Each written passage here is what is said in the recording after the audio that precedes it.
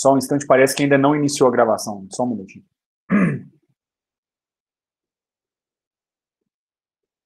Edson, aqui está acusando que está gravando já.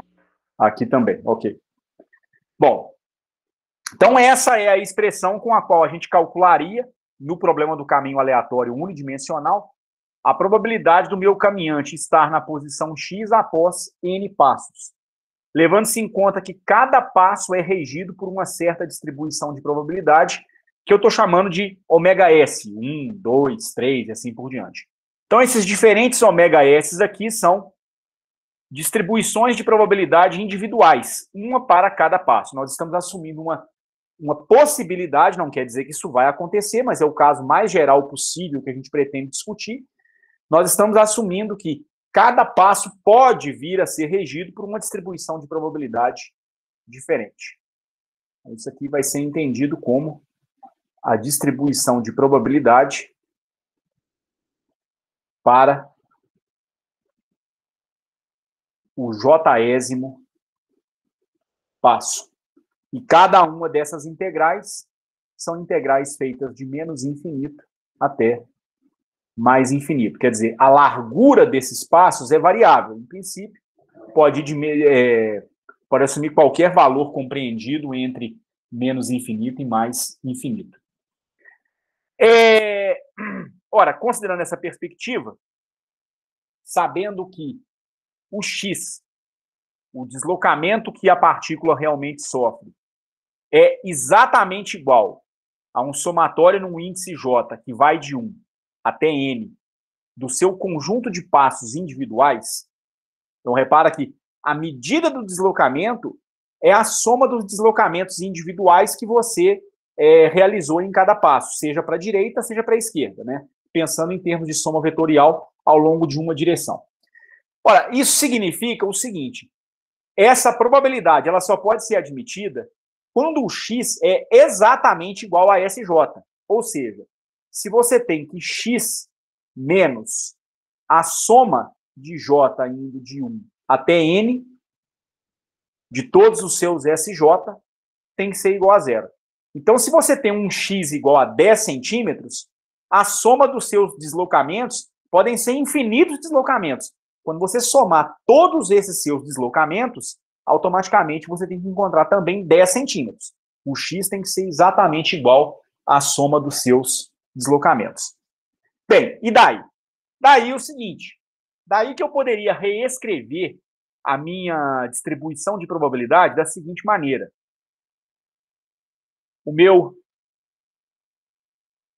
A minha probabilidade de que o passo esteja entre um valor x e um valor x mais dx seria o quê? É como se eu multiplicasse os dois lados daquela relação por esse elemento de caminho dx. Seria um conjunto de integrais, como eu tinha colocado antes, de ômega S1, ômega S2, etc, etc, etc, d S1, d S2, etc, etc, etc, dx. Mas se eu quero estabelecer um vínculo entre os valores de S, dos seus n passos, cada um de tamanho SJ, e o valor total do x, eu posso fazer isso por meio de uma distribuição delta de Dirac. Então, eu vou tomar essa distribuição de probabilidade, essa probabilidade dele estar na posição x após um total de n passos, e eu vou introduzir aqui dentro uma função delta de Dirac integrada. Então, a gente vai ter o seguinte: a probabilidade de que após... Aliás, aqui eu nem precisava desse... Deixa por enquanto, vou mexer nessa notação por enquanto, não. Eu vou fazer o seguinte: como a gente sabe que a integral da função delta de Dirac em todo o espaço ela é igual a 1, eu vou introduzir uma integral em x, nesse meu conjunto de integrais S. Eu vou ter a integral de ômega S1, de ômega S2, ômega S3, etc, etc, ds1, ds2, ds3, etc, etc, etc, dx. Mas aqui, nesse meu integrando, eu vou ter também uma integral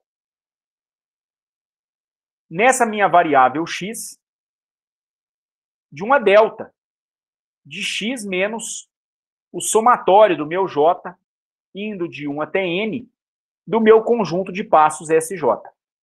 Porque a gente sabe, até de acordo com o slide anterior, né, que esse x menos o somatório dos SJ é igual a zero. É exatamente isso que eu preciso numa função delta de Dirac. Porque a gente sabe o seguinte, o delta, a função delta de um certo argumento alfa, ela é igual a zero se esse alfa, se esse argumento que está aqui dentro da delta for diferente de zero. Esse alfa, no meu caso, é exatamente o deslocamento menos o somatório do meu conjunto de n passos. Eu não vou dizer que isso aqui é igual a 1, mas a gente costuma dizer que isso aqui é igual a 1, né? Se o alfa for exatamente igual a zero. Olha, isso aqui é exatamente verdade quando a sua função está integrada, quando a sua função delta está integrada. Então, nesse sentido, ao integrar a delta de x menos o somatório de SJ em dx de menos infinito até mais infinito, eu poderia dizer que aí sim esse resultado seria igual a 1. Mas a delta em si, ela é indefinida. Na verdade, ela é infinita, né? O resultado dela dá infinito quando o argumento dela dá diferente de zero.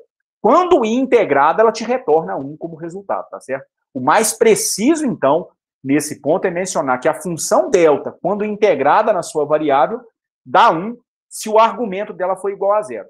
E é zero caso esse argumento seja diferente de zero. Tá certo? Bom, mas a gente fez mais algumas coisas além disso.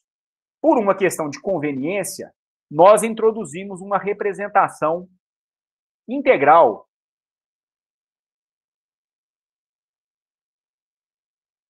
para a função delta. É muito comum a gente escrever a função delta na forma de uma integral. Então, essa representação costuma ser a seguinte. A função delta de um certo argumento alfa, ela é igual a 1 sobre 2π vezes a integral de menos infinito até mais a infinito da exponencial de menos i k vezes alfa de alfa. Você integra nessa variável de menos infinito a mais infinito uma exponencial complexa. E aí, lá na teoria das distribuições, é possível mostrar que isso aqui lhe retorna a função delta nesse argumento alfa. Aliás, aqui até contrário, aqui a integral é em k, né, para que a delta retorne em alfa. Então, aqui a integral não seria em alfa, não. A integral, na verdade, seria uma integral feita em k, tá certo? Tem que ser uma integral em k para que sobre um parâmetro alfa, e então a sua delta seja uma delta em alfa. Ok? Eu vou utilizar essa representação integral da função delta para reescrever a minha distribuição de probabilidade. Lembra a minha probabilidade de que após n passos o meu caminhante esteja naquela posição x. Lembrando que o alfa vai ser dado por essa diferença, né, entre o deslocamento que a partícula sofre e a soma de passos que o caminhante realiza. Se você faz isso, a probabilidade de que após n passos ele esteja na posição x é igual à integral de menos infinito até mais infinito, ou seja, tem uma porrada de integrais aqui, né, no argumento da delta que a gente vai utilizar, nos diferentes s's. E aqui uma integral de menos infinito até mais infinito. De quê? De ômega S1, ds1, ômega S2, ds2, etc, etc, etc. E aí vem uma integral separada para a variável x, que é 1 sobre 2π vezes a integral de menos infinito até mais infinito, da exponencial de menos i vezes k, que multiplica o quê? Já que é uma representação integral para a função delta de x menos sj, então aqui dá a exponencial de menos ik x menos o somatório em j, indo de 1 até n, dos seus n passos de tamanho Sj. Integrado em quê? Já que nós queremos que a probabilidade dependa da posição x, isso aqui vai ter que ser integrado nessa variável k. Então, você tem uma integral em dk. Ok? A introdução dessa função, dessa sua função delta, faz o seguinte. Essa sua... como que eu posso dizer? Aqui, dx, multipliquei os dois lados por dx. Essa sua exponencial, ela pode ser quebrada em dois fatores. Ela se transforma numa exponencial de menos i kx e ela se transforma numa exponencial de menos ik, aliás, mais, né? Menos com menos vai dar mais. Ik S1, exponencial de ik S2, vezes etc, etc, etc, exponencial de ik vezes o tamanho do enésimo passo, do seu último passo. Com isso, o que acontece é o seguinte, você introduziu aqui dentro um conjunto de fatores que são dependentes das variáveis de integração. Como essas integrais aqui são iteradas, elas atuam em cima de todos esses camaradas aqui. Então, eu vou ser obrigado a reordenar esses termos, a reordenar essas variáveis. Eu vou ter, então, agora a integral de menos infinito a mais infinito, da exponencial de ik S1, de S1, integrado na variável S1. Então, eu separei toda a dependência em S1 nessa primeira integral. Tem uma coisinha aqui que está errada, e aqui não é esse elemento de integração, não, né? Na verdade, é o restante da dependência em S1, que é a distribuição de probabilidade para o passo S1. Então, isso aqui me dá ômega de S1. Vou fazer a mesma coisa para a integral na variável, no passo S2. Integral de menos infinito até mais infinito, de ômega de S2, exponencial de ik S2, ds2, vezes. Isso vai ocorrer para todas as outras variáveis, e por fim eu vou ter uma integral de menos infinito até mais infinito, de ômega Sn, exponencial de ik Sn, vezes dsn. E ainda tem um fator, 1 sobre 2π, integral de menos infinito até mais infinito, daquela parte dependente em x que nós havíamos abandonado, né? Exponencial de menos i kx integrado na variável dk. Quer dizer, todas essas integrais, elas vão ter que ser resolvidas nos S1, nos S2, etc, etc, até o Sn. No final das contas, vai sobrar uma integral final a ser realizada nessa variável sk, certo? Ora, esse é o problema que nós teríamos que resolver para o caso das distribuições de probabilidade poderem ser todas diferentes. Então, se você dá um total de n passos e tem n distribuições de probabilidade diferentes, você precisaria resolver cada uma dessas integrais. O caso de Gann é o caso mais geral possível, sem dúvida nenhuma. Convenhamos, entretanto, que se você vai acompanhar o movimento de uma molécula, e esse movimento é um movimento aleatório, dificilmente a distribuição de probabilidade relativa ao primeiro passo vai mudar de forma para o segundo passo, para o terceiro, para o 58º passo, o diabo que for. É bastante razoável imaginar que, ainda que de forma aproximada, as distribuições de probabilidade para cada passo, em essência, sejam as mesmas. Então, a gente vai fazer uma suposição que não deve nos assustar. Ela seria até bastante razoável desde o começo. Nós apenas não colocamos essa suposição desde o começo para mostrar o problema geral. Como aconteceria se as distribuições de probabilidade fossem todas diferentes? Pode ser que você tenha um problema onde digamos que você dá um total de 100 mil passos. Digamos que nos 50 mil, a sua molécula consegue viajar de forma aleatória com uma certa distribuição de probabilidade ômega S1. Aí, nos outros 50 mil passos, você liga um campo elétrico, um campo magnético, e se essa molécula for uma molécula polarizável, por exemplo, pode acontecer do movimento da molécula ser influenciado por esse campo elétrico. Você muda a distribuição de probabilidade.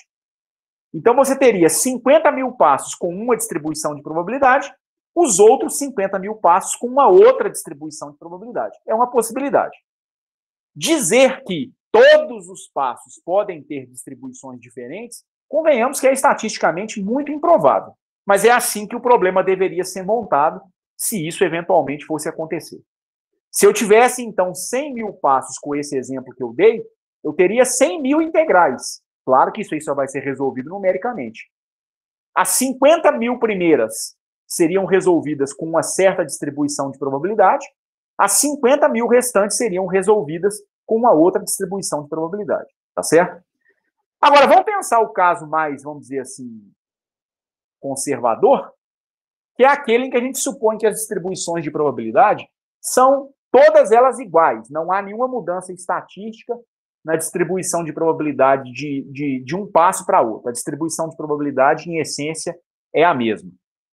Então, vamos supor que o ômega de S1 é igual ao ômega de S2, que é igual ao ômega de Sn. Ora, se isso acontecer, é ótimo para a gente, porque dado que as variáveis ômega de S1, ômega de S2, ômega de S3 são todas iguais, então, no final das contas, eu teria um conjunto de integrais, em essência, iguais também, mudando apenas o nome da variável. Aqui eu estou chamando de 1, mas é uma variável que vai de menos infinito a mais infinito. Aqui eu chamei de 2, mas vai de menos infinito a mais infinito. Supondo que os ômega S são todos iguais, supondo que a faixa de integração é a mesma para todos os passos, então essas integrais elas vão ser, a rigor, todas elas iguais. Se essas integrais são todas iguais, a gente teria então o seguinte: todas as integrais em S são então iguais. E são, na verdade, o quê? Elas são as transformadas de Fourier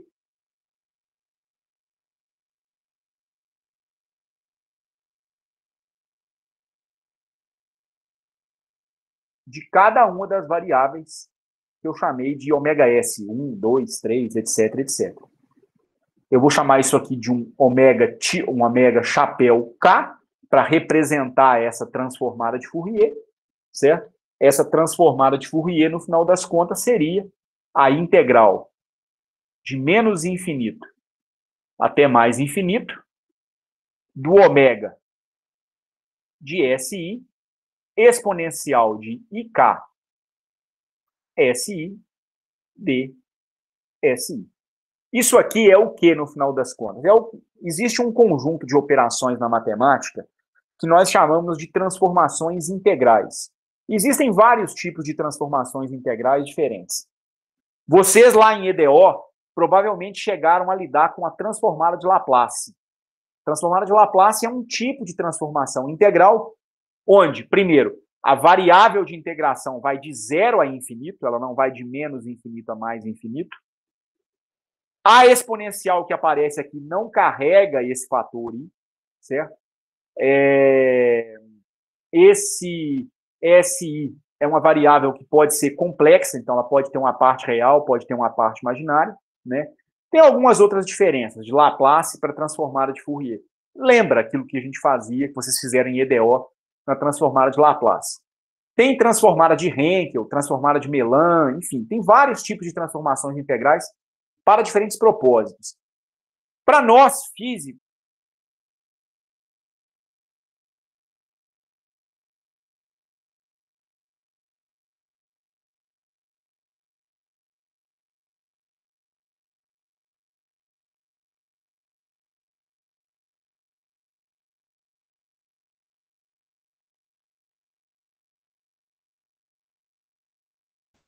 Travou aí, gente? Aqui também. Travou. Aqui E o também. Yoshi caiu, né, cara? Quem que foi ligar pra ele? Calma aí que eu vou ligar pra ele.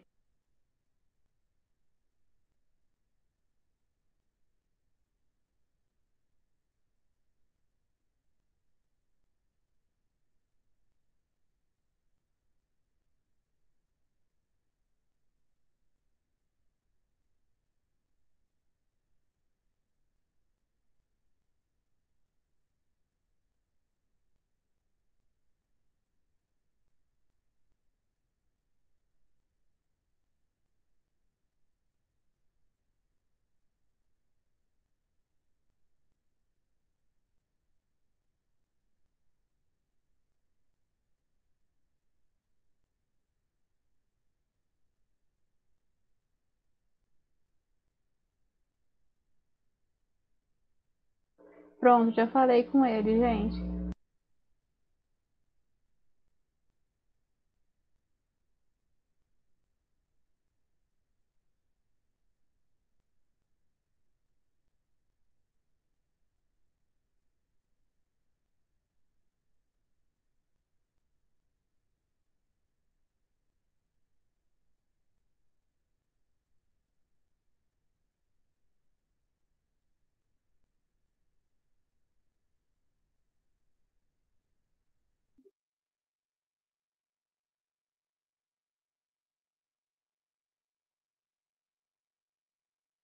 Meus queridos, em que ponto que parou exatamente? Você tinha citado outros tipos de transformações integrais e você estava falando para nós físicos, aí acho que você ia falar alguma coisa da transformada de Fourier, algo assim. Para nós físicos, em especial físicos teóricos, né, a transformada de Fourier, eu acho que de longe é a mais importante. Ela tem aplicações inúmeras em física e estatística, em física de sinais biológicos, em teoria de campos, em física de partículas.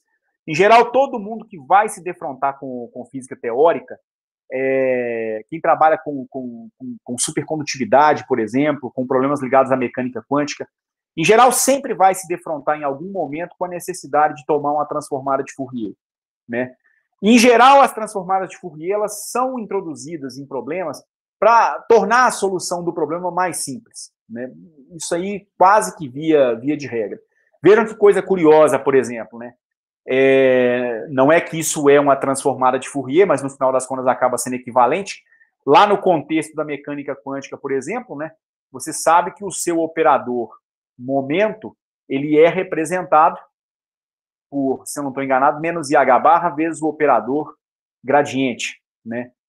Então, do ponto de vista da equação de Schrödinger, isso equivale a quê no final das contas?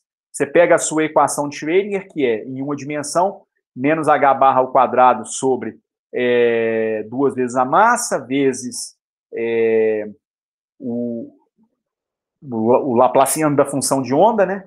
Mais o seu potencial vezes o Laplaciano, vezes a própria função de onda. Isso aqui é igual a menos I H barra vezes a derivada da função de onda em relação ao tempo. Se você está trabalhando com a equação de Schrödinger no espaço de coordenadas, com a equação de Schrödinger independente do tempo, melhor dizendo, você nem precisaria disso aqui no final das contas, né? Você faz a separação de variáveis. Isso aqui é igual a energia vezes a sua própria função de onda, né? Quando você opta por trabalhar com a sua equação de Schrödinger no espaço dos momentos, ao invés de trabalhar no espaço de posições, que é como nós temos na coisa nesse momento, como é que você reescreve a equação de Schrödinger?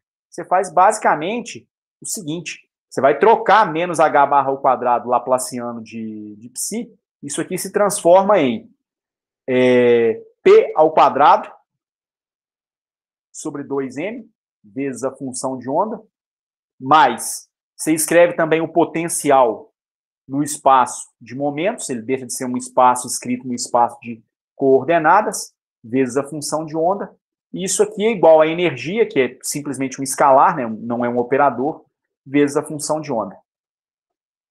No final das contas, é uma equação que vai traduzir para você a ideia de conservação de energia, né? Essa troca do operador momento pelo menos IH barra vezes o operador gradiente, ela não surge do nada lá na equação de Schrödinger, não. Seguramente não surge. Ela surge pelo fato de que o pessoal lá no século XX que criou os pilares da mecânica quântica, Schrödinger, de Broglie, Bohr, etc., etc., eles simplesmente perceberam que poderia ser mais fácil representar e resolver a equação de Schrödinger no espaço de momentos, desde que você reescrevesse a sua função de onda no espaço de momentos e não no espaço de coordenadas. Por que mais ou menos isso? Mais ou menos pelo seguinte, aqui, nessa versão da equação de Schrödinger, você pega a sua função de onda dependente da posição, do vetor posição x, e você reescreve isso aqui no espaço dos momentos. Isso aqui seria igual a integral de menos infinito até mais infinito, da exponencial de menos i k vezes o vetor posição x, vezes a sua função de onda, psi de k, dk. Seria transformada de Fourier, tridimensional, no caso, então seria uma transformada para cada coordenada espacial. Seria, então, a sua... seria transformada de Fourier para reescrever a função de onda do espaço de momentos para o espaço de coordenadas. Bem, e daí? Daí que aqui em cima você não tem exatamente isso. Aqui em cima o que você tem é o Laplaciano da sua função de onda escrita no espaço de coordenadas. Então, beleza. Toma o seu Laplaciano de psi de x. Quando você toma o Laplaciano de psi de x, isso é o Laplaciano dessa integral feita na variável k. Mas o Laplaciano, ele não deriva nada em relação a k. Na verdade, o Laplaciano, ele é um conjunto de derivadas feita em relação a x, y e z. Então, você poderia trocar a ordem da operação entre a integral e a derivada, ou as derivadas do Laplaciano. Tornaria-se o Laplaciano da exponencial de menos i kx, psi de k, dk,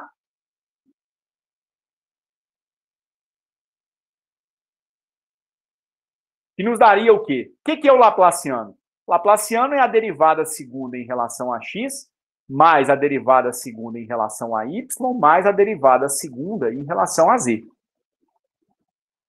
Ou seja, é um conjunto de derivadas que atuam apenas nas coordenadas de posição, não atuam nas coordenadas de momento.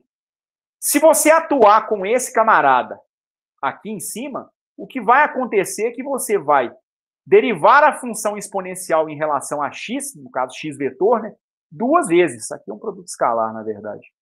Você vai ter o fator menos i ao quadrado vezes o k vetor elevado ao quadrado, é o módulo de k vetor ao quadrado. Psi de k não sofre a influência desse camarada. Psi de k dk. Se você fizer essa substituição aqui em cima na equação de Schrödinger, você vai ver que toda dependência na função de onda, estou só esboçando o cálculo, viu, gente? Ela vai desaparecer no final das contas. As integrais elas vão acabar desaparecendo. E você vai ter uma equação polinomial em P, muito mais simples de ser resolvida do que a equação diferencial original que você tem. Essa é uma das grandes utilidades, né, da transformada de Fourier na teoria de equações diferenciais num contexto da mecânica quântica. Vocês chegaram a fazer essa operação em quântica 1 ou quântica 2 em algum momento? Em quântica 1, período passado, a gente fez, mas eu vou te falar que agora está um pouco mais claro do que estava naquela época, porque eu estudei um pouco mais sobre transformada de Fourier esses últimos dias e tal. Legal essa conta aí. Deixa eu fazer isso aqui. Eu acho que isso aqui, então, é uma coisa que merece ser feita com o seu devido cuidado. Me permitam fazer isso aqui com o devido cuidado, então. Para simplificar, eu vou tomar o caso unidimensional da equação de Schrödinger. Apesar de que isso não tem nada a ver com mecânica e estatística, mas acaba que pode ter... Não tem entre aspas, né? Talvez em algum momento possa ter. Em uma dimensão, a gente tem isso aqui. Menos h barra vezes a derivada segunda da função de onda em relação a x sobre 2m. Essa sua função de onda depende de x, mais o seu potencial V de x vezes a função de onda psi de x igual à energia que a partícula possui vezes a função de onda psi de x. Aqui trabalhando com a equação de Schrödinger independente do tempo. Resolver essa equação diferencial significa resolver, ou obter, melhor dizendo, quem é a sua função de onda. Você resolve essa equação para tirar os possíveis valores de energia que a partícula pode possuir e as funções de onda associadas a cada um desses valores de energia. Algo parecido com o que vocês fazem lá no átomo de hidrogênio, no oscilador harmônico quântico, enfim, partícula livre. Agora, existe uma estratégia, que é essa que eu esbocei porcamente na tela anterior, que pode tornar o cálculo dessa equação bem mais simples se você ir para o espaço de momentos. A gente costuma dizer que nós estamos migrando para o espaço de momentos. Ora, migrar para o espaço de momentos significa dizer que a gente vai reescrever esse nosso problema da equação de Schrödinger em termos de uma outra variável associada à coordenada de posição. No caso da mecânica quântica, a variável associada à coordenada de posição é a variável momento linear. Por quê? Isso aí tem muito a ver com a história da mecânica quântica, mas tem a ver com o fato daquilo que vocês calculam lá em mecânica quântica que a gente chama de comutador. Você calcula o comutador da posição com o momento e sabe que isso aqui dá igual a IH barra. A gente diz então que o x e o px são variáveis duais, ou seja, é possível escrever o seu problema quântico ou em termos da posição ou em termos do momento correspondente. Migrar para o espaço dos momentos significa isso, então. Você vai pegar a sua função de onda, psi de x, e você vai escrevê-la em torno de uma outra variável. A variável associada à posição é a variável momento linear. Pode ser psi de p, psi de k, enfim. Isso tem uma conexão muito forte com o que a gente está fazendo aqui na mecânica estatística. Nós estamos reescrevendo uma distribuição de probabilidade no passo S em termos de uma outra variável K. Estamos fazendo, então, uma mudança de variáveis no problema que pode tornar o problema mais palatável para ser resolvido utilizando uma transformação integral. Como que essa mudança aqui é feita? Essa mudança é feita da seguinte maneira. Seu psi de x, ele é definido em termos da transformada de Fourier da variável psi de p. Normalmente, as transformadas de Fourier, elas costumam ser definidas com um fator 2π. Então, normalmente, às vezes é 1 sobre 2π, às vezes é 1 sobre raiz de 2π. Normalmente, eu uso 1 sobre raiz de 2π. Mas isso não é mandatório, não. Então, em geral, a gente usa raiz de 2π na transformada direta e na inversa. Às vezes, em alguns livros, vocês veem 2π na direta e não vê nada na inversa. Às vezes, vê 2π na inversa e não vê nada na transformada direta. Tanto faz, tá certo? A escolha. Mas eu costumo trabalhar com 1 sobre raiz de 2π. Mas isso é irrelevante no final das contas. Então, a transformada de Fourier da função de onda, ela seria igual à integral de menos infinito até mais infinito, de quê? Da exponencial de ikx, ou ipx, no caso, né? Vezes uma função de onda escrita nessa variável p, que eu vou chamar de psi de p. Integrada em quê? Se você quer a função de onda dependente da coordenada x, aqui você vai integrar na coordenada p. O p tem que sumir para sobrar no final apenas a dependência em x. Ora, isso parece que complica o problema, né? Porque, mas se eu fizer isso, então o que vai acontecer? Se eu fizer isso, eu vou estar introduzindo um monte de integrais no problema, não vou tornar o meu problema de uma equação diferencial numa dependência de um monte de integrais mais complicado? Nós vamos ver que não. Eu vou passar a ter o seguinte, então. Menos h barra ao quadrado sobre 2n, derivada segunda em relação a x, de quê? 1 sobre raiz de 2π a integral de menos infinito até mais infinito da exponencial de IPx psi de P vezes dp. Mas tem que fazer a transformada em todas as parcelas. Então, a gente também vai ter que reescrever o potencial no espaço de momentos e vamos ter que reescrever a função de onda no espaço de momentos. As parcelas todas têm que ser reescritas, né, no final das contas, no espaço apropriado. Então, a gente teria o seguinte: o termo v de x px, aliás, v de x vezes a função de onda psi de x, ele também vai receber uma transformada de Fourier. Ele vai ser igual a 1 sobre raiz de 2π, usando a mesma definição, então, em todas as parcelas, da integral de menos infinito até mais infinito, de v de p, psi de p, vezes a exponencial de IPx dx.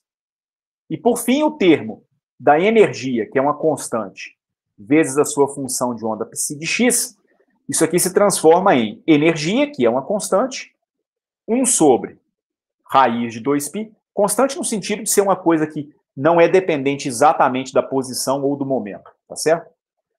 A integral de menos infinito até mais infinito da sua função de onda psi de x dx. Isso aqui, na verdade, aliás, aqui tem uma coisinha que está errada, porque falta o termo da transformação, né? Exponencial de IPx dx. Ora, isso aqui, no final das contas, vai ser igual a quê? Deixa eu só ver se eu não estou fazendo bobagem. Estou fazendo bobagem. Aqui tem que ser um psi de P, porque você tá transformando em P para voltar para a variável x. E a integral tem que ser a integral em P. Exatamente como eu escrevi a função de onda aqui em cima. Bom, então é assim como você reescreveria todas as parcelas no espaço de momentos, ou seja, em termos das suas transformadas de Fourier. Ora, com isso eu vou ficar com o quê, então? Eu vou reescrever a equação de Schrödinger.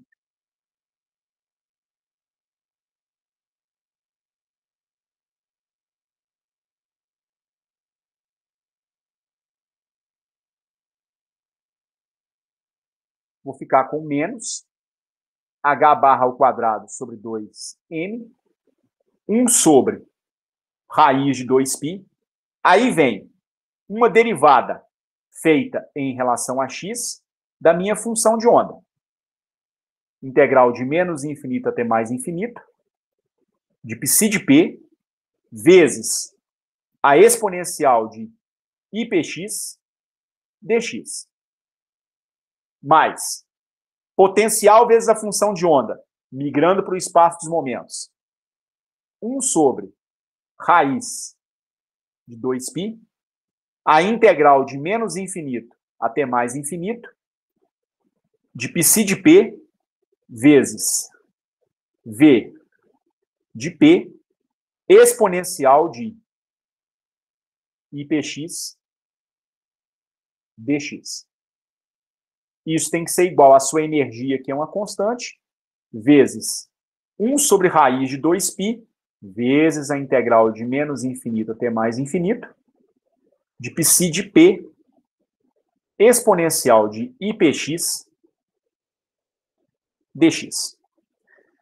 O ponto mais importante no que vem de agora em diante diz respeito ao termo que carrega a derivada segunda. É uma derivada feita em relação a... Pois não. Desculpa te interromper aí, cara, mas só porque eu tô na dúvida aqui. No caso do potencial e energia, da integral que você tá fazendo, não é em dp também? Tá tudo errado. Aqui é o costume de escrever integral em x, né? Mas as integrais são em p. Tem que ser integral em p para que sobre a dependência em x, Marcelo. Né? A variável p, após a integração, ela vai desaparecer.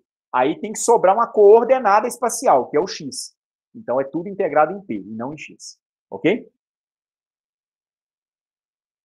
Beleza. Estava errado mesmo, obrigado.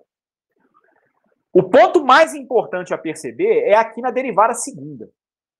Porque essa derivada segunda, ela é feita na coordenada x. E a integral, ela é feita em p. Eu posso tranquilamente pegar esse operador de derivada e colocá-lo dentro dessa integral. Quando ele entra para dentro dessa integral, só tem um local para ele atuar. Ele só pode atuar aqui no termo dependente de x. Porque aqui eu estou reescrevendo a minha função de onda em termos de uma outra variável, que é a minha variável p. Tá certo? Então, para todos os efeitos, como a derivada é feita na coordenada de posição, psi de p é uma constante. Poderia sair para fora da derivada. Nós ficaríamos, então, com o seguinte. Menos h barra ao quadrado sobre 2m. Podem perceber que o uso do 1 sobre raiz de 2π não vai fazer diferença, porque todas as parcelas são dependentes dele. Sai tranquilamente, né? Integral de menos infinito até mais infinito do que? Você vai fazer o termo IP descer duas vezes, porque esse cara vai ser derivado em relação a x duas vezes. Derivada da exponencial dá ela própria. Então dá exponencial de IPx. Mas você tem que aplicar a regra da cadeia. Aí o fator IP desce duas vezes. Daí você fica com IP elevado ao quadrado. Vezes a tua função de onda, psi de P. Integrado em P. Mais a integral de menos infinito até mais infinito de psi de P, V de P, exponencial de IPx, dp. Mais a energia vezes a integral de menos infinito até infinito de psi de P, exponencial de IPx, dp. Ora, eu posso colocar essa constante h barra ao quadrado sobre 2m dentro dessa minha integral. E vou ficar, então, com o seguinte. Integral de menos infinito até mais infinito do que psi de P vezes menos h barra ao quadrado sobre 2m vezes IP elevado ao quadrado, vezes a exponencial de IPx. Mas reparem que as outras integrais elas têm a mesma dependência. Eu tenho psi de P, uma função exponencial de IPx. Então eu posso tranquilamente colocar essas duas integrais no mesmo sinal de integração. Eu só preciso levar em conta o que vai ser colocado em evidência. É a função de onda no espaço de momentos e a exponencial de IPx. O IP ao quadrado é um fator que não deve ser colocado em evidência, está aqui separadinho. O seu potencial no espaço de momentos também tem que ser colocado separadinho. Vezes a exponencial de IPx, tudo isso integrado em P. Isso é igual a quê? A integral de menos infinito até infinito de psi de P vezes a energia exponencial de IPx dp. Eu nem precisava ter escrito uma coisa nessa ordem, não. Mas reparem que essas duas integrais são iguais. Elas dependem da mesma variável, os limites de integração são os mesmos, tem a dependência em psi de P aqui e aqui, e do fator de transformação exponencial de IPx aqui e aqui. Para que elas sejam rigorosamente iguais, fatalmente a gente tem que exigir que esse cara aqui tem que ser igual à própria energia que a partícula carrega. Então a gente fica com o seguinte, menos h barra ao quadrado sobre 2m vezes menos p ao quadrado, porque i ao quadrado dá menos 1, mais o potencial v de p, é igual a sua energia é. Menos com menos dá mais. H barra ao quadrado vezes P ao quadrado sobre 2m, mais o seu potencial no espaço de Fourier, espaço de momentos, tem que ser igual à energia da partícula.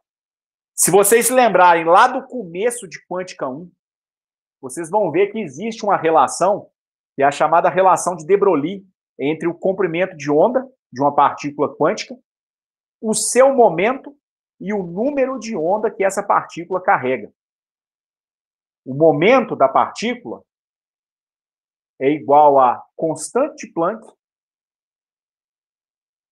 dividido pelo número de onda. Aqui tá, a notação até não foi muito feliz, não, porque em geral a gente chama P de momento, né, e K de número de onda. Aqui está meio que o contrário. Eu estou chamando o K de momento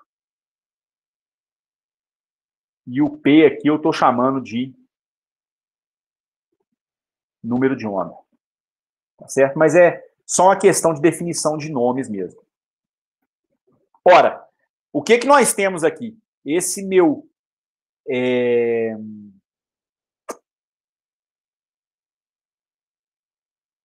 P vezes H barra é o quê? Aliás.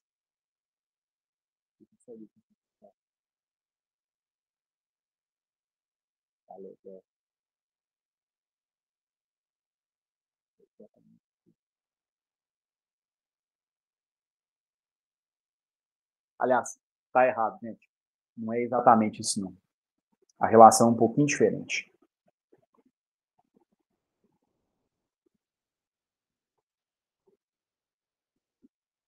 O momento é o número de onda, é a constante de Planck dividido pelo comprimento de onda, pelo lambda. É isso aqui, tá certo? Então, aqui, esse meu P é o momento, ou na mecânica quântica a gente costuma chamar isso, né, de momento de de Broglie de uma partícula quântica. Certo? Basicamente é isso. Ora, então, eu tenho que, se o momento é lambda, é a constante de Planck dividido pelo comprimento de onda, dá para eu manipular essa relação e escrevê-la em termos do momento. O H barra é a constante de Planck dividida por 2π. Então, se eu pegar o momento e escrevê-lo como a constante de Planck dividido por lambda e multiplicá-la e dividi-la por 2π, eu fico com H sobre 2π vezes 2π sobre lambda. Ora, quem é H sobre 2π? H sobre 2π é, na verdade, a constante de Planck barrada, né, o H barra. Quem é 2π sobre lambda? Esse aqui, sim, é o número de onda. Que aqui, pela notação que eu acabei utilizando, o número de onda ele vai ser igual a P. Quando você tem, então, o produto H barra ao quadrado vezes P ao quadrado, isso aqui, na verdade, é o momento da partícula quântica. Da K ao quadrado sobre 2m, mais o seu potencial V de P. O P você transformaria em função de K, igual à energia da partícula. Mostrando que a equação de Schrödinger é uma tradução do princípio de conservação de energia no espaço de momentos, não no espaço de coordenadas. No espaço de coordenadas, ela traduz a conservação de energia, mas é menos óbvio, porque ela está escrita em termos de operadores atuando em cima da função de onda. Tá certo? Mas essa é a operação que tem que ser feita para você reescrever a equação de Schrödinger no espaço de momentos, né? E a gente usa a transformada de Fourier com esse propósito, né? Então veja que a gente saiu de uma equação diferencial e chegamos nessa equação que depende do momento K da partícula. Não quer dizer que vai ser mais fácil resolver essa equação no espaço K. Por quê? Eu não sei sequer, eu não supus quem era o nosso potencial. Eu coloquei um potencial genérico. Pode ser que a transformada de Fourier do potencial no espaço dos momentos, de posições para o espaço dos momentos, fique bem difícil de ser resolvido. É uma possibilidade. Mas, de qualquer maneira, é muito, muito comum a gente usar a transformada de Fourier com essa finalidade. Aqui na turma, eu acho que quem está trabalhando com matéria condensada, essas coisas, eu acho que quem tem mais hábito com isso, eu acho que é o Marcelo e o Baltazar, que trabalham com o Juan. A Tabata é física de partículas, Gabriele vai entrar para o nosso grupo agora, o Yoshi está como teórico de campos, né? Então não vai trabalhar exatamente, vai mexer muito com transformada de Fourier, sem dúvida nenhuma, mas não nesse cenário aqui, que é um cenário mais típico de matéria condensada. Mas o Rafael e Baltazar, vocês já devem ter lido, ainda que por alto, o Juan já deve ter passado paper ou livros de matéria condensada para vocês estudarem, como o livro do Ashcroft, por exemplo. Vocês já devem ter visto coisas como rede recíproca, rede de Bravais. Já ouviram alguma coisa desse tipo? Espaço recíproco? Eu já vi, acho que o Marcelo também. No caso, a gente está vendo em sólidos também, rede de Bravais. Esse espaço recíproco também, mas não aprofundamos completamente para usar isso no dia a dia constantemente, sabe? Entendi. Mas a ideia lá do espaço recíproco, eu acho até que a pronúncia é rede de Bravais, viu? Aí eu te corrigindo aqui, né? Não. Eu acho que é rede de Bravais, não é porque eu sou especialista no tema, não. É porque eu já, em conversas com colegas que eram da área de matéria condensada, lá na UFMG, eles falavam rede de Bravais, entendeu? E escreve Bravais, né? Você escreve dessa forma. Isso, Bravais. Mas me parece que a pronúncia é Bravais. Agora, especialista nesse métier, sem dúvida, é o Juan. Se ele fala Bravais, então provavelmente não está errado, não, velho. Cara, que tem os nomes aí italiano, francês, né, que traduz o I como A, o A como I, uma confusão. E normalmente, Bravais, ou Bravais, é um sobrenome francês. E esse final em substantivos A e S, ele costuma ser pronunciado como E mesmo, um E mais aberto. E eu acho que eu sempre falei Bravais também, acho que por conta disso também. Eu estudei um pouquinho de francês, pouca coisa, mas alguma noçãozinha eu tinha, sabe? Mas enfim, isso é apenas um detalhe besta no final das contas. Então lá em estado sólido, quando vocês falam que vocês vão trabalhar na rede recíproca, vão trabalhar no espaço recíproco, no final das contas é isso que vocês estão fazendo. Vocês saem de uma rede geométrica em 3D, vocês trabalham muito com estruturas cristalinas em sólidos, né? Vocês saem de uma rede onde vocês mapeiam as posições dos íons da rede com coordenadas de posição, x, y e z, e vão para o tal do espaço recíproco, aonde vocês mapeiam os elétrons, os íons da rede, por meio dos momentos ou números de onda que eles carregam, entendeu? E isso é feito por meio de transformadas de Fourier. É que costuma ser mais fácil resolver a equação de Schrödinger num sólido no espaço recíproco do que no espaço de coordenadas. Mas eu entendo pouquíssimo disso, então eu não ouso comentar mais nada além desse ponto. Então, eu ainda não cheguei nesse nível, mas eu vou carregar essa informação, porque vai ser útil para mim. Eu acho que vai. Em algum momento eu acho que vai. Quem mexe com sólidos acaba que seguramente em algum instante vai lidar com isso. Seguramente. Bom, eu confesso que eu nem sei se valeu a pena fazer esse à parte, não. Mas, de qualquer maneira, está feito. Ok? Vamos voltar, então, para o nosso problema da distribuição de probabilidades, onde eu iria supor, naquele instante, que as minhas distribuições de probabilidade são todas iguais.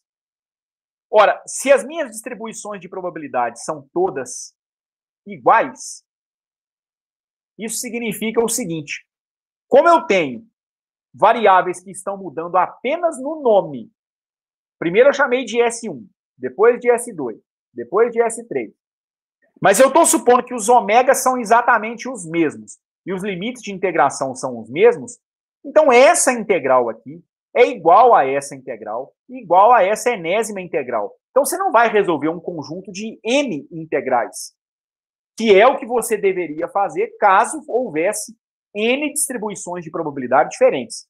Você vai resolver uma integral. e essa integral ela tem que ser resolvida, tem que ser elevada a um certo número n, ok?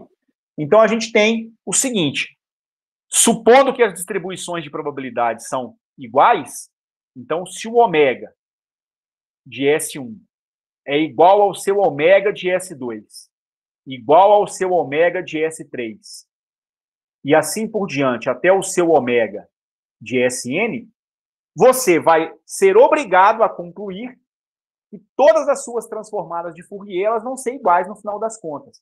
Então, você vai ter o seguinte, a transformada de Fourier, que eu vou chamar de ômega k, que é igual à integral de menos infinito até mais infinito, da exponencial de um ik si, para i indo de 1 até n, dsi, ela é a mesma para todos os s's. Ela está até errado, está faltando uma coisinha, que é o próprio ômega de si. Falta a introdução da distribuição de probabilidade. Então, essa integral, ela é a mesma para todas as parcelas.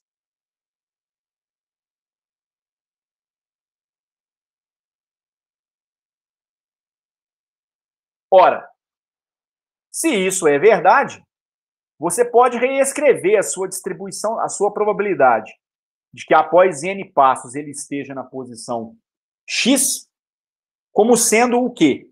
Aquele conjunto inteiro de integrais em S vai desaparecer, e isso aqui vai se resumir a 1 sobre 2π, a integral de menos infinito até mais infinito, da exponencial de ikx, que é uma exponencial na qual a gente não mexeu, ela ficou quieta, né? Vocês podem perceber cá atrás que eu tinha as integrais em IKS1, IKS2, IKSN, e eu só utilizei a representação de Fourier para esses caras aqui. Todos esses caras vão ser dependentes de K, e eu ainda tenho que integrar em K no final das contas. Então, dá a integral de IKSX vezes a transformada de Fourier da distribuição de probabilidade de cada passo, elevado ao número de passos. Integrada em que variável? K. Essa variável auxiliar que foi introduzida para eu colocar a função delta de Dirac no problema na sua representação integral. Por que eu vou integrar em K? Eu tinha a integral em K, é bom lembrar disso, mas a probabilidade é a probabilidade descrita em termos do espaço de posições. Então, eu não precisaria tomar um conjunto de n integrais diferentes. Eu vou ter uma transformada de Fourier apenas, supondo que as distribuições de probabilidade são iguais, elevado ao número total de passos. Nosso objetivo era chegar nesse ponto aqui. Eu quero que, a partir disso, vocês tentem fazer para mim o seguinte problema. Quero que vocês tentem resolver esse exercício aqui. Não é hoje, não. É para os próximos dias. Vamos imaginar que as suas distribuições de probabilidade para cada passo tenham essa cara aqui. A gente sabe que no problema do caminho aleatório, eu supus uma probabilidade de dar um passo para a direita, que eu chamei de P, e uma probabilidade de dar um passo para a esquerda, que eu chamei de Q. Imagine que a função de distribuição de probabilidade dependa desse P e desse Q da seguinte maneira. É um P vezes um delta de S menos L, mais um Q vezes uma delta de S mais L. Quem que é esse L? É o tamanho do passo. Então, é para uma situação onde todos os passos têm exatamente o mesmo tamanho. Então, vamos imaginar que essa aqui é a cara da minha função de distribuição de probabilidade. Esse camarada aqui, ele é igual a zero. Ou melhor, essa delta, ela é igual a zero se o S for diferente de L. Então, o passo só pode ter esse tamanho L, por exemplo, 1 centímetro. Se o L tiver 1,2 centímetros, o cara não dá o passo. Então, a probabilidade de dar um passo de um tamanho diferente do L é zero. Da mesma maneira. Aqui, o passo vai ter que ter um tamanho L, mas porém para a esquerda. Então, isso aqui é igual a zero, essa delta é igual a zero, se o S for diferente de menos L. Menos L é um deslocamento contra o sentido positivo do eixo X. Então, aqui eu dou passos no sentido positivo, aqui eu dou passos no sentido negativo do eixo. Ok? Vamos imaginar que a sua distribuição de probabilidade seja essa aqui. É uma passagem do livro do Salinas que eu quero que vocês façam. Isso está feito lá. É para reproduzir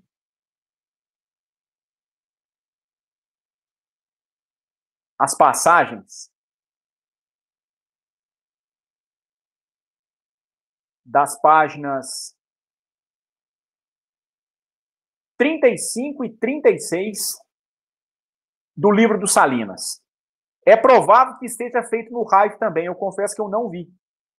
Mas lá no Salinas ele vai usar essa distribuição de probabilidade como um exemplo para ilustrar essa situação de uma distribuição de probabilidade ômega S. Reproduzindo as passagens, eu quero que vocês mostrem que isso vai conduzir a gente a uma distribuição binomial. Então, é para mostrar, no final,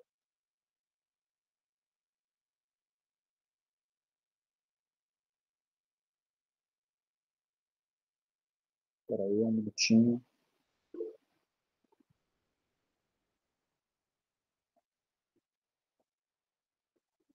Gente, espera aí que eu acho que eu fechei a mesa, só um minutinho.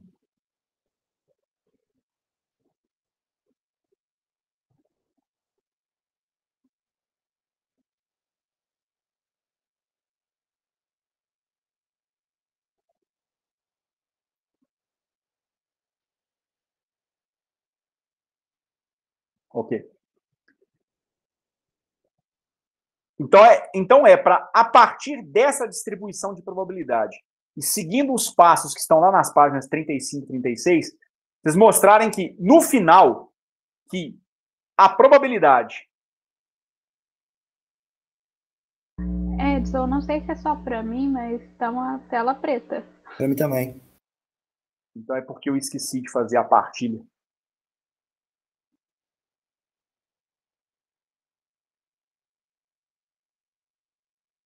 E agora? Agora tá bom.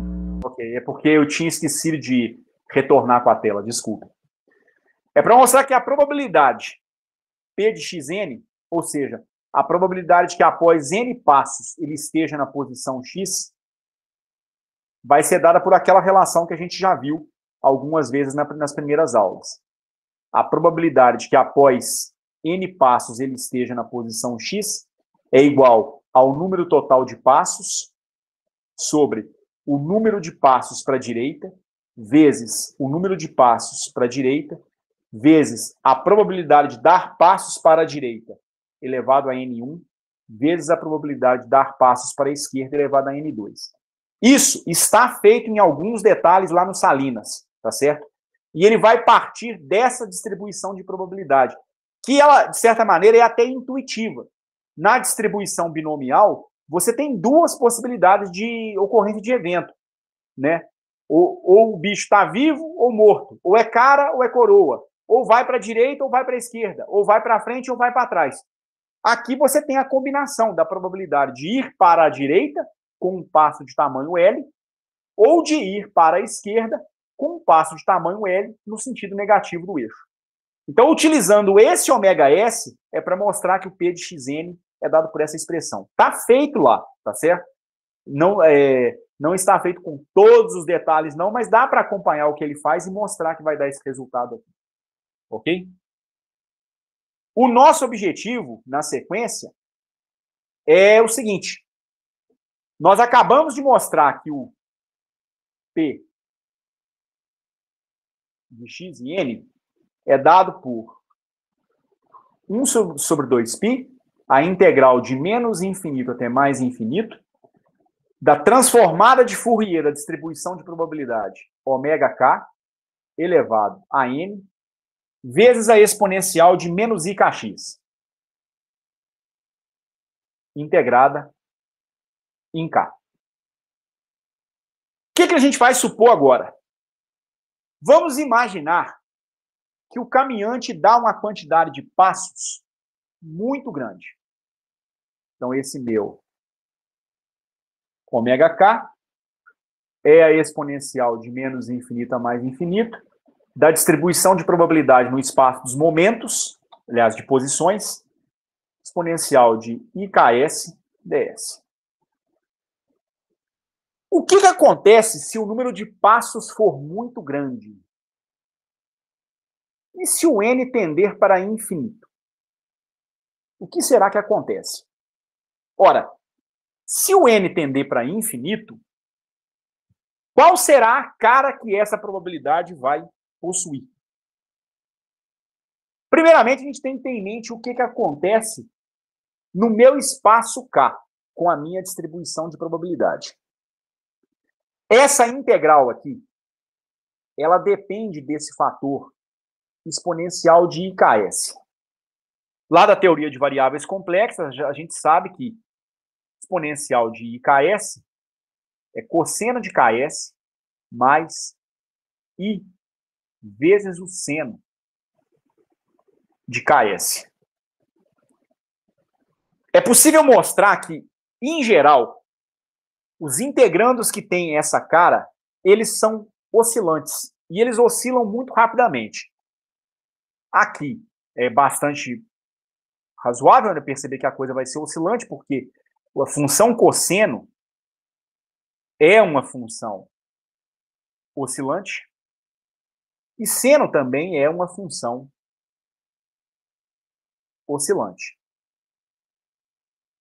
Né? Os gráficos de cosseno e seno não me deixam mentir em relação a isso. Certo? Pouco importa, no final das contas, o cosseno e o seno isoladamente. Em geral, o que mais me importa é o módulo desses caras. Em geral, quando você plota o módulo de cosseno de KS e o módulo de seno de KS, você costuma ter um comportamento como esse aqui. Para a função combinada exponencial de IKS, em geral, a função costuma ter essa cara aqui. Ela costuma dar um pico muito grande perto de K igual a zero. O valor mais apreciável dela é em torno de K igual a zero. À medida em que você vai se afastando do zero, você continua tendo uma oscilação.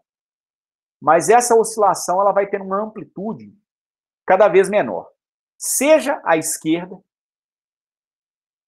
no eixo K, seja à direita. Então, essa função combinada, ela costuma ter um gráfico dessa natureza aqui. Ora, o que vai acontecer, então, com esse integrando?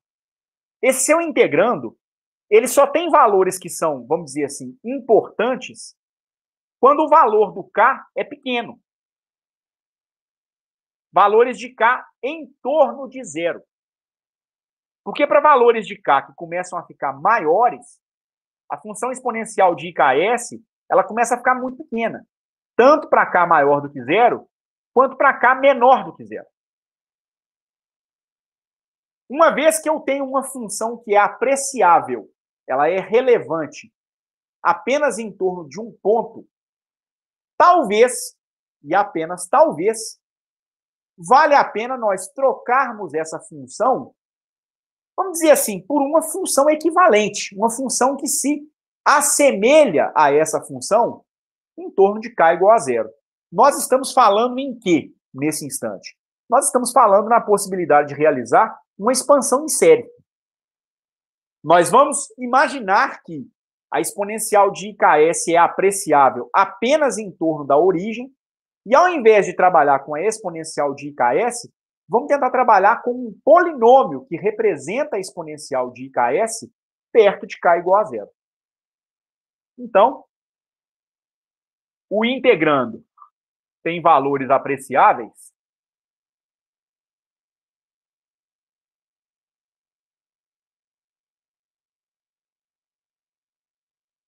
apenas em torno de K igual a zero.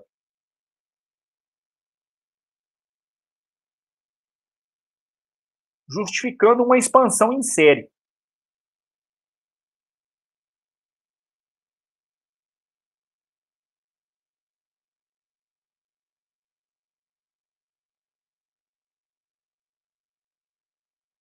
Em torno de K igual a zero. Expansão em série de quem? Do termo oscilante, do termo exponencial de IKS. Então, eu vou pegar o termo exponencial de IKS, que é uma função exponencial, e eu vou expandi-lo em série de potência. É uma série tipo Maclaurin, Taylor. O primeiro termo da série vale 1. O segundo termo da série vale mais IKS. O segundo termo vale 1 sobre 2 fatorial IKS elevado ao quadrado. Depois, 1 sobre 3 fatorial IKS elevado ao cubo. E assim por diante. Mais os termos de ordem superior. A vantagem é que isso me permite ter uma boa estimativa de quem vai ser a minha transformada de Fourier da minha distribuição de probabilidade.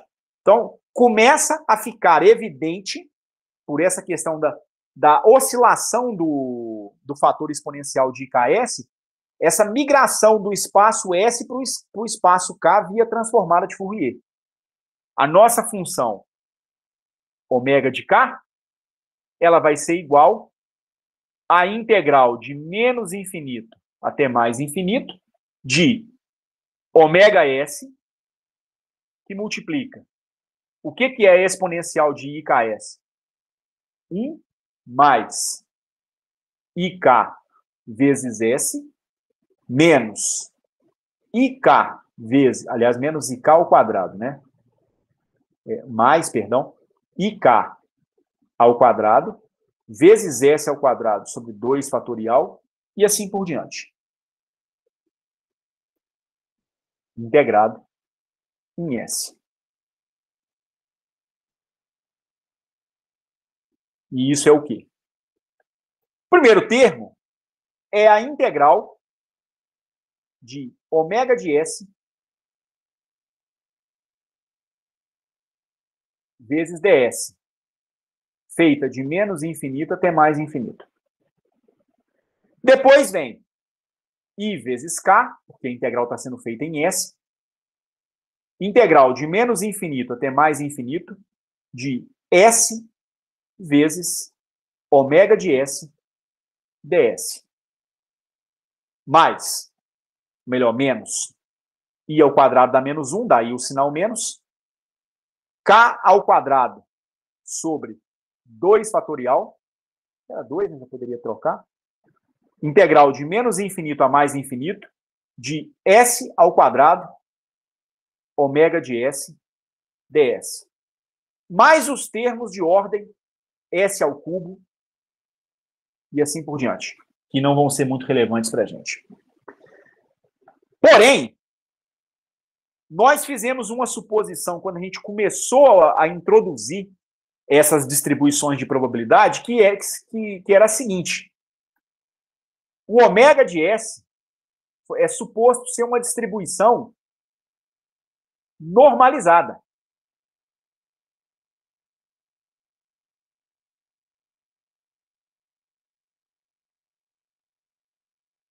Se é uma distribuição normalizada, quanto deve valer a integral de ômega de S ds feita de menos infinito a mais infinito? É o mesmo caso que nós temos da integral do módulo quadrático da função de onda no espaço de posições. Para que o módulo quadrático da função de onda represente uma distribuição de probabilidade, a sua integral em todo o espaço, ela tem que dar 1. Toda distribuição de probabilidade normalizada, a sua integral em todo o espaço tem que ser igual a 1. Isso significa que essa primeira parcela aqui nós já sabemos o valor dela, mesmo sem conhecer o ômega S, pelo simples fato de exigir que a nossa a nossa distribuição de probabilidade seja normalizada. Então eu já sei o valor da primeira parcela.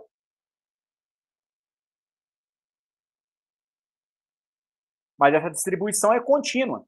Então, como é que eu calcularia o valor médio do meu passo para uma distribuição contínua?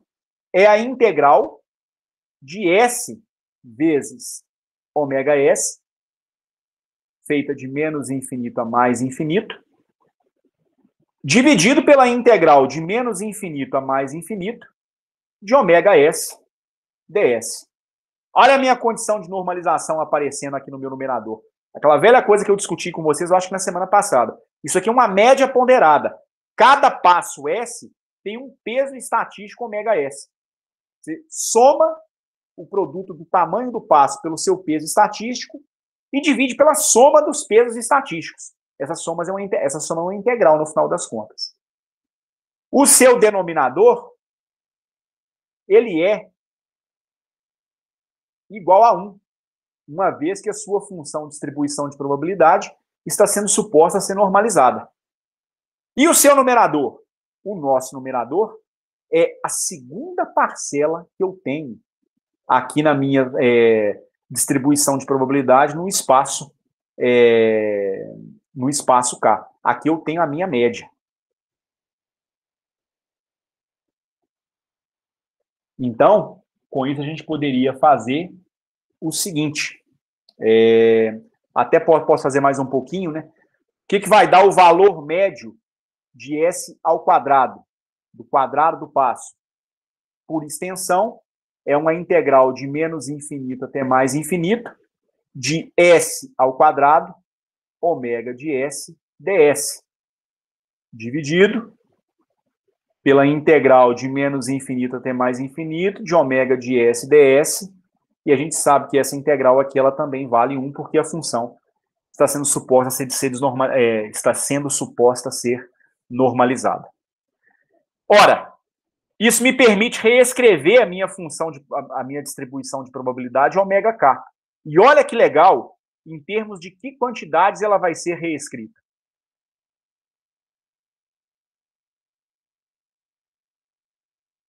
A minha função de distribuição de probabilidade ômega de k, ela vai ser igual a 1 mais IK vezes o valor médio do passo S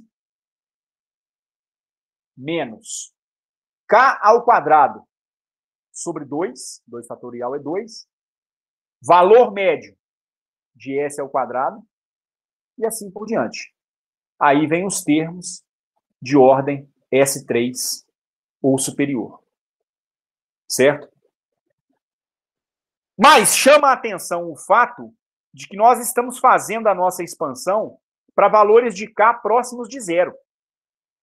Se o K, então, é assumido pequeno, daqui a pouco eu vou desaparecer com os termos de ordem K ao quadrado, porque se o K é pequeno, próximo de zero, K ao quadrado vai ser menor ainda.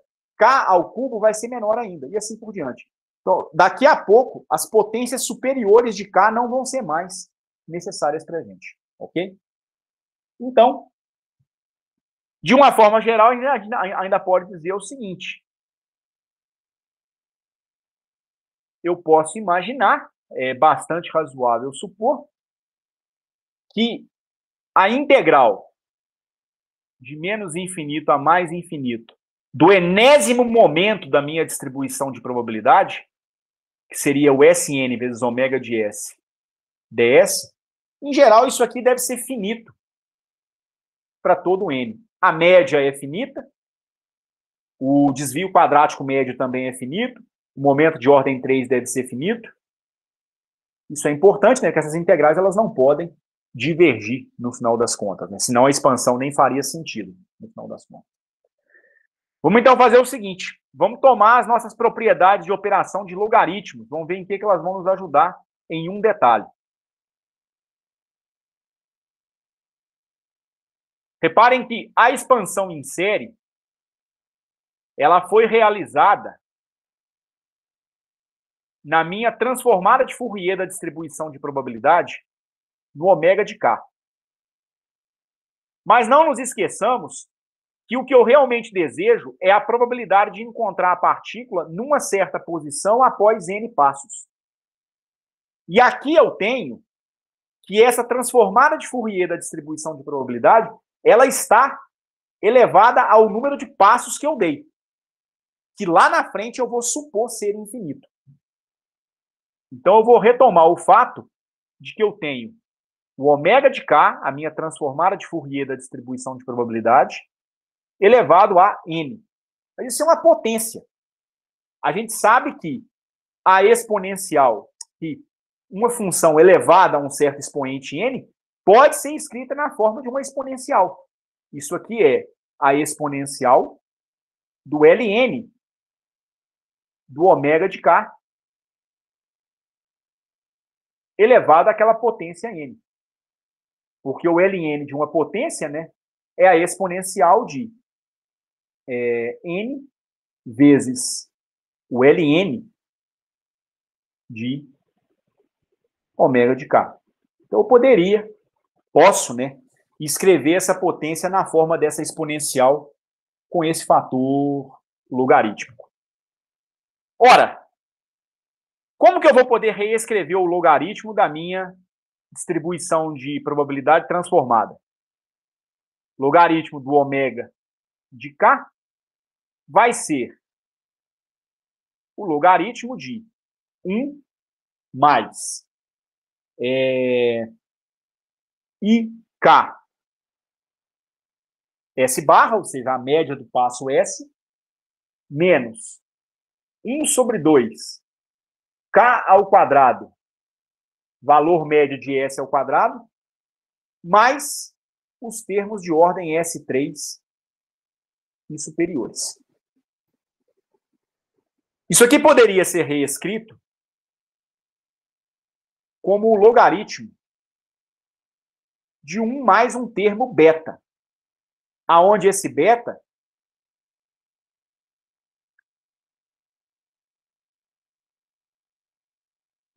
seria igual a IK S barra menos 1 sobre 2 K ao quadrado S barra ao quadrado mais os termos de ordem S3 ou superiores.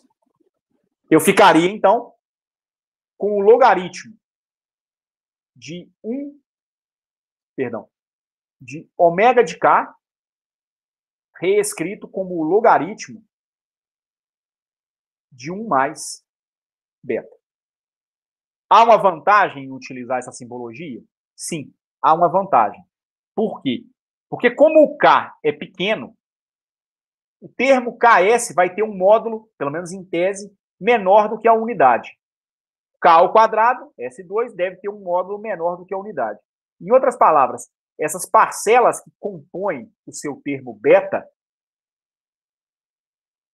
devem ter um módulo que fazem com que o módulo de beta seja bem menor do que 1. E aí eu poderia tomar o ln de 1 mais beta, e se o beta for muito menor do que 1, nós podemos realizar uma nova expansão em série. Que é a seguinte. Se o beta tem um módulo muito menor do que 1, então o ln de 1 mais beta, ele vai ser dado por beta menos beta ao quadrado sobre 2, mais beta à quarta sobre 4 fatorial, e assim por diante. Mas o beta é aquele que depende do K ao quadrado, do K ao cubo, à sexta. E aqui eu tenho beta ao quadrado. Se o K é pequeno, vai ser elevado ao quadrado, vai ficar menor ainda. K ao quadrado vai ser elevado ao quadrado, vai virar um K à quarta, vai ter termos cruzados, né? K3, K à quinta, enfim. Aqui vai ter uma série de termos cujos módulos serão menores do que o próprio módulo beta. Então, vai ser razoável, no final das contas, nós aproximarmos isso aqui simplesmente como beta. Tá certo? Vai sobrar praticamente apenas a primeira parcela. Então, isso aqui é aproximadamente beta, ou seja, aproximadamente IK vezes S barra. Certo? Aliás, não é só IK vezes S barra, não, tem os termos de ordem superior. Então, isso aqui isso aqui em particular está errado. Mas dá aproximadamente beta, porque o beta ao quadrado vai ser bem menor do que o beta à quarta bem menor do que o beta, e assim por diante. Ora, com isso, então, nós vamos ficar com o seguinte. A minha distribuição de probabilidade ômega-k elevada a uma certa potência n, ela vai ser igual a quê? Agora há pouco eu tinha utilizado uma propriedade de operação de logaritmos. Ômega-k elevado a n é igual a exponencial de n vezes o ln de ômega-k. Só que isso aqui vai me dar o quê? Isso dá a exponencial de n vezes o resultado da expansão do logaritmo me dá aproximadamente beta, que é I vezes K S barra menos K ao quadrado sobre 2 S ao quadrado barra e assim por diante, mais os termos de ordem superior. Ok? Deixa eu apenas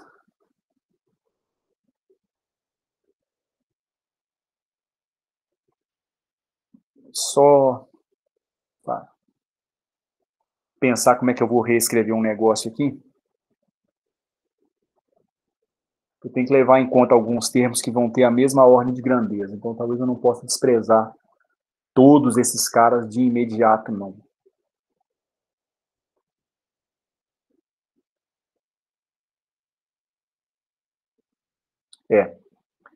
Isso aqui vai ter que ser da ordem de beta menos beta ao quadrado sobre 2.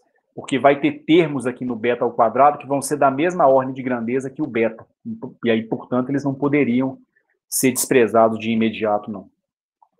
O que eu... Não, meu filho. Deixa aqui.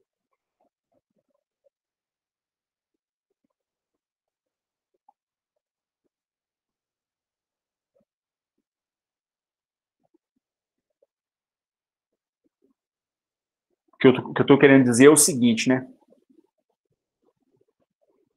Esse primeiro camarada aqui é a representação do próprio beta. Aqui eu tenho termos da ordem do valor médio de S ao quadrado. Só que nos termos que envolvem beta ao quadrado, eu teria que levar em conta o seguinte. Eu vou ter IK S barra menos K2 sobre 2 S barra ao quadrado, mais os termos de ordem superior, elevado ao quadrado. E ainda tem um fator meio ainda, né? Porque o termo é menos 1 sobre 2 beta ao quadrado. Isso. Aí depois sim viriam os termos de ordem superior. Então eu teria que tomar cuidado com esse descarte mesmo. E aqui é o termo que vale menos beta ao quadrado sobre 2. Os outros realmente eles podem ser desprezados tranquilamente. Mas reparem o seguinte, esse termo aqui, ele vai com K ao quadrado. É K ao quadrado vezes o valor médio de S2. Aqui, quando eu expandi isso aqui, expandi o...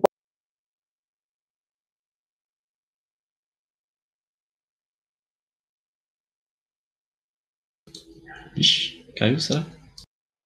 Tá chovendo o FSJ. O pior que não tá, não. Vou ligar pra ele.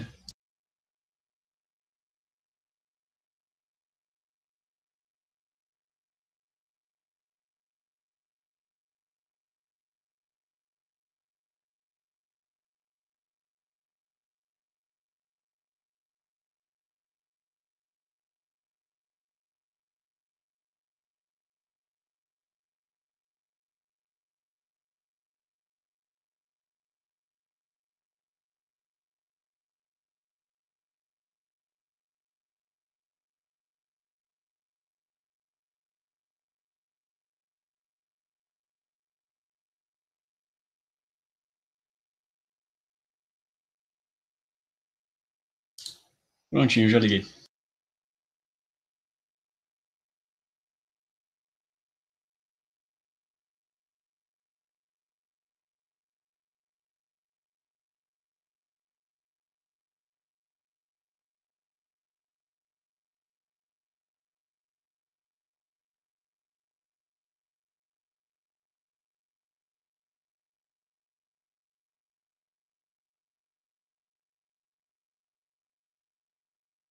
Em que ponto eu tinha parado, gente? Ou melhor, me pararam.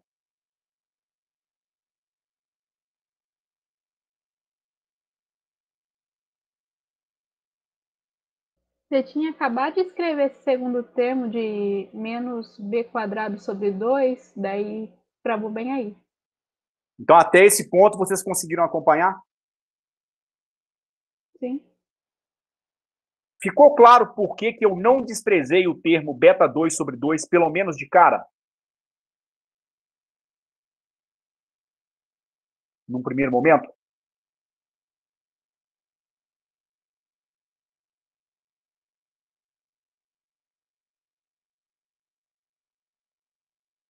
Tabata, Yoshi, Rafael, Pra Gabriele. mim, sim. Para mim, ainda está um pouco obscuro. Para mais alguém? Eu vou explicar para a Tabata também, eu só quero ver o sentimento que vocês outros tiveram. Para mim tá obscuro também. É um plano que... Olha só, veja só. Talvez vocês não se lembrem de imediato, mas nenhuma objeção a essa expansão em série aqui, tudo bem? Tudo bem. Olha só. Lembrando que o beta foi aquele termo definido como sendo IK vezes a média do passo S menos K ao quadrado sobre 2, né? Seria IK ao quadrado, o I já virou menos 1, enfim. Então, K ao quadrado sobre 2 vezes S ao quadrado barra mais etc, etc, etc. Lembrando que o beta tem essa cara, então. Ok? Ln de 1 mais beta, então, pode ser aproximado em série de... Pode ser escrito em série de potência dessa maneira aqui. É uma série que contém... Acho que até aqui está errado. Eu acho que é beta menos beta 2 sobre 2. Eu acho que aqui é beta 3 sobre 3 fatorial.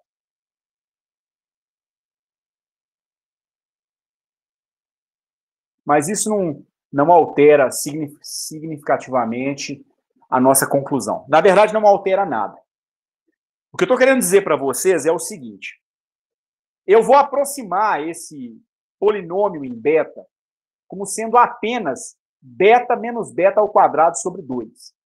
Eu até, num primeiro momento, até pensei em aproximá-lo simplesmente como beta. Mas tem um detalhe que é o seguinte. Vejam bem. Quando você vai pegar o termo beta, então apenas fazendo um rascunho aqui embaixo, beta é igual a IKS barra menos K ao quadrado sobre 2 fatorial S ao quadrado barra mais os termos de ordem superior. Então, mais termos de ordem S3 para cima. Então, aqui cabe todo mundo. S3, S4, S5, etc, etc, etc. Vejam só. Quando você fala que você vai calcular beta ao quadrado, você vai pegar esse polinômio em S aqui e você vai elevar esse cara ao quadrado.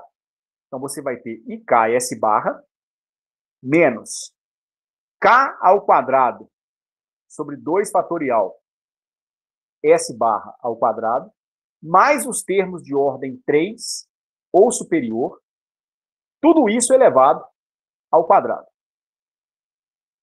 Ô, gente, aqui tem uma infinidade de termos. Mas reparem que é uma expansão em série feita em K.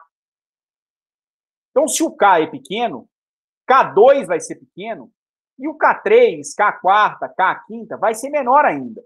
Então, a gente não deve se preocupar muito com essas parcelas dos termos de ordem superior a S3. Então, do S3 para frente, num primeiro momento, todo mundo vai ser desprezado. Praticamente todo mundo.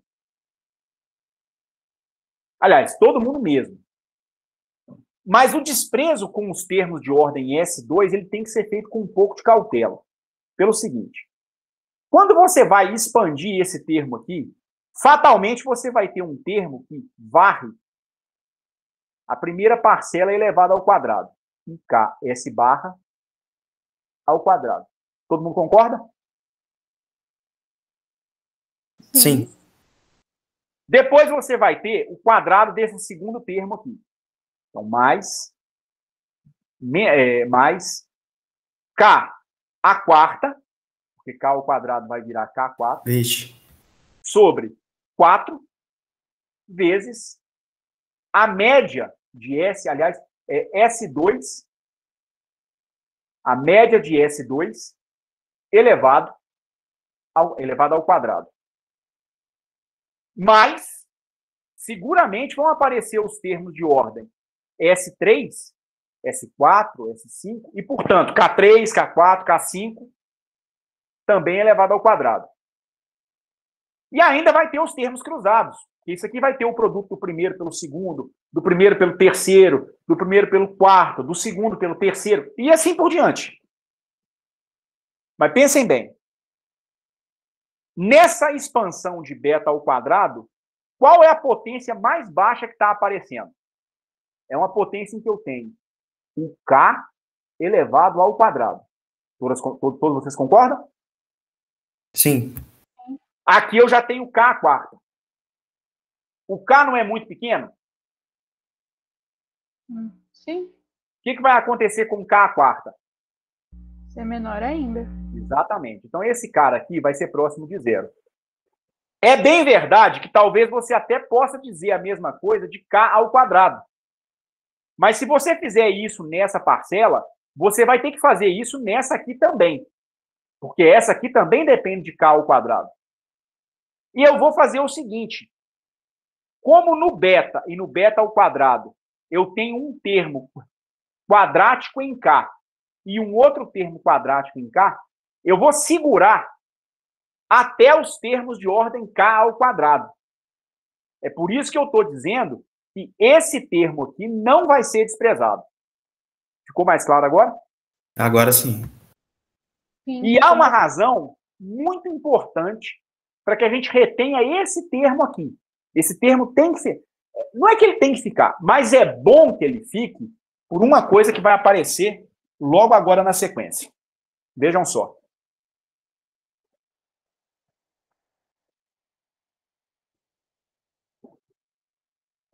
Nós temos a exponencial de n vezes IKS menos K2 S ao quadrado barra, depois eu tenho que elevar esse cara aqui ao quadrado. O que a gente vai reter, então?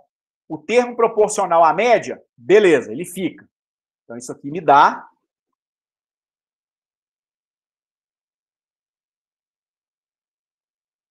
Então, o ômega K elevado a n, isso aqui me dá a exponencial de quem?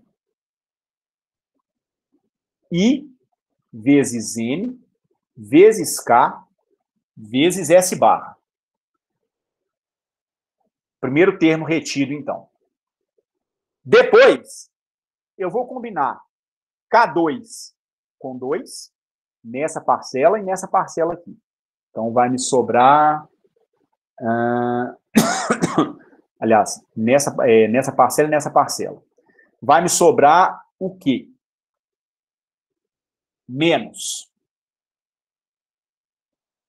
meio de n, que multiplica k ao quadrado. Então, o k e o n, o k ao quadrado, o n e o 2 vão estar presentes em duas parcelas. Vão estar presentes aqui no termo que vai com o valor médio de S2. Então, eu vou ter S2 barra.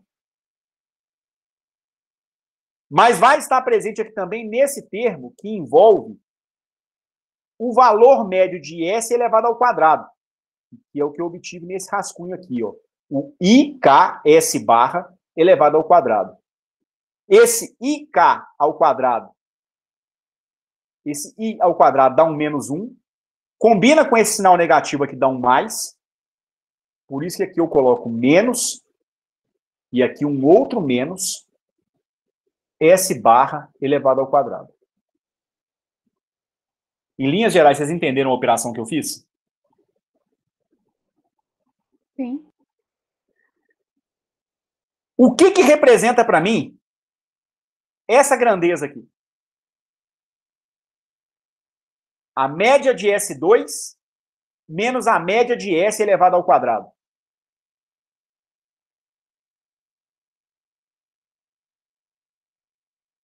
Se eu não estiver enganado, é a variância. Eu estou confundindo o termo, talvez, mas acho que é a variância. É o desvio quadrático médio. É exatamente isso. O primeiro termo me dá n vezes nessa parcela aqui, ó. Isso aqui poderia ser escrito como K n vezes S barra. N vezes S barra é o valor médio do deslocamento X. Você pega o valor médio do passo e multiplica pelo número de passos. Isso aqui, para mim, é o valor médio do deslocamento.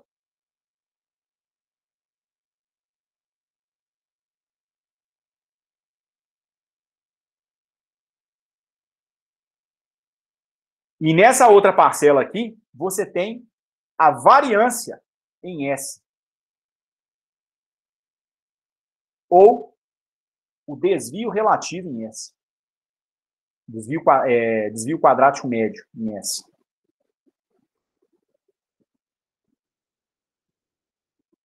Que pode ser escrito também em termos do valor do desvio quadrático no deslocamento, com algumas manipulações aqui envolvendo o N principalmente. Mas o que importa é a introdução de um momento estatístico. A primeira parcela ficou escrita em termos da média, a segunda parcela ficou escrita em termos do desvio quadrático médio. É o meu delta S barra ao quadrado. Também chamado, é o mais comum chamar isso de sigma ao quadrado. Ora, eu vou terminar agora em razão do horário, tá certo? Mas chegamos até esse ponto em que a gente escreveu a distribuição de probabilidades no espaço K em termos da média e em termos do meu desvio quadrático médio ou da variância, como o Marcelo falou. Ora, o que eu quero que vocês façam agora é dar uma olhada no Salinas para vocês verificarem o seguinte. Agora é meio que são 2 páginas finais do livro-texto do Salinas.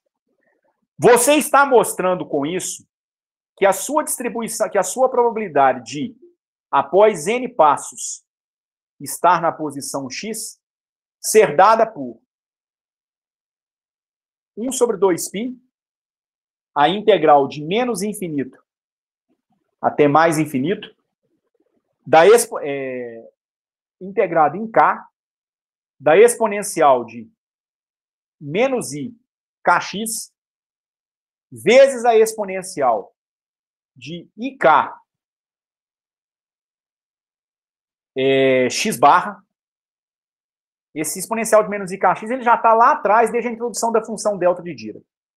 Aí esse termo aqui, que representa a primeira parcela do meu ômega k, vira exponencial de ik x barra. Depois vem a exponencial de menos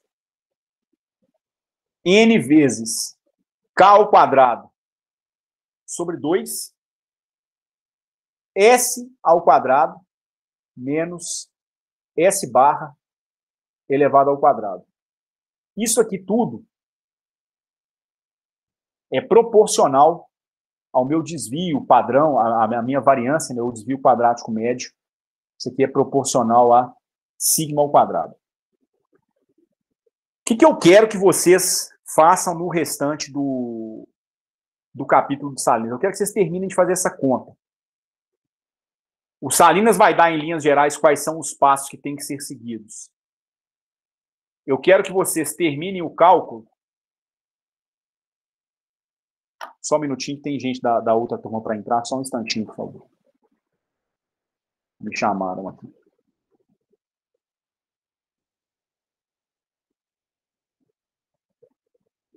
Vocês vão terminar. Vocês vão terminar esse cálculo e vocês vão mostrar para a gente o seguinte.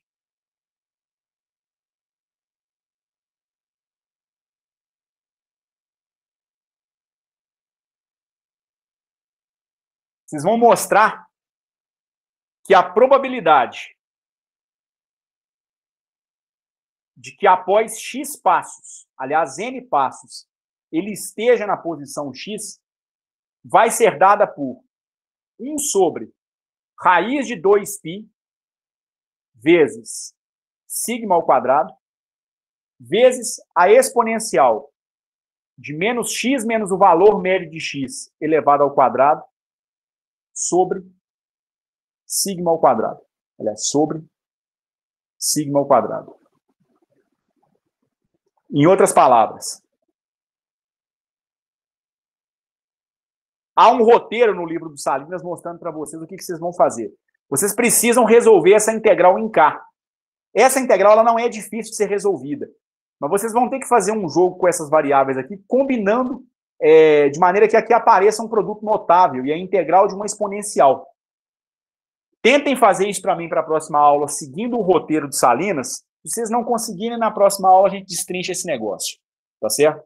Mas a ideia é a seguinte: nós estamos mostrando com esse resultado, e é isso que eu quero que vocês enxerguem, que a distribuição de probabilidades no caminho aleatório, após N passos, com um número infinito de passos, ela tende para uma distribuição gaussiana.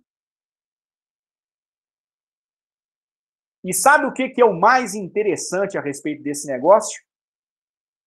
Qual era a cara que a gente tinha dado para a função de distribuição de probabilidade ômega-s? Nós não sabemos. Nós não fizemos nenhuma suposição sobre o ômega-s. Então, nós estamos dizendo que qualquer que seja a distribuição de probabilidade ômega-s, após um número muito grande de passos, ela vai convergir para uma gaussiana. Então, a sua probabilidade vai convergir para uma distribuição de Gauss. Não importa a maneira como o bêbado caminha. Não importa. A distribuição de probabilidades associada ao passo do bêbado pode ser qualquer uma. Mas se você fizer essa sequência de aproximações que a gente fez aqui e no final supor que o número de passos tende para infinito, você conclui que a distribuição de probabilidade converge para uma distribuição gaussiana. Tá certo? Há um conjunto de suposições que tem que ser obedecidas para que isso seja verdade. Primeiro, os passos que o caminhante, que a molécula dá, eles têm que ser independentes. Um passo não pode depender do passo anterior. A sua distribuição ômega-s ela tem que ser suave em mais ou menos infinito, ou seja, ela tem que tender para zero em mais ou menos infinito. E o número de passos tem que ser grande. Esse conjunto de elementos são aquilo que constituem o chamado teorema do limite central, que é um teorema que mostra que qualquer distribuição de probabilidade para um número grande de eventos vai acabar convergindo para uma distribuição gaussiana de probabilidades. Tá certo? Mas eu vou deixar essa parte final para que vocês deem uma conferida. Eu acho que o que vem na sequência é relativamente acessível. É álgebra. E está relativamente feito lá no Salinas, tá certo? Só para a gente encerrar esse capítulo, começar a resolver alguns problemas e daí começar o próximo capítulo. Tudo bem? Dá para vocês tentarem? Tudo bem, Edson. Então, beleza. Então, beleza. Gente, estou encerrando por aqui, então, até para eu poder começar a nossa próxima aula, que é com o pessoal de métodos. E aí é o seguinte, semana que vem nós temos as gloriosas folias de Momo. Eu não posso garantir ainda para vocês na segunda-feira, tá certo? Aí vai depender dos nossos arranjos familiares lá em casa. Mas seguramente, se eu não avisar para vocês que tem aula na segunda-feira, vocês já podem ficar avisados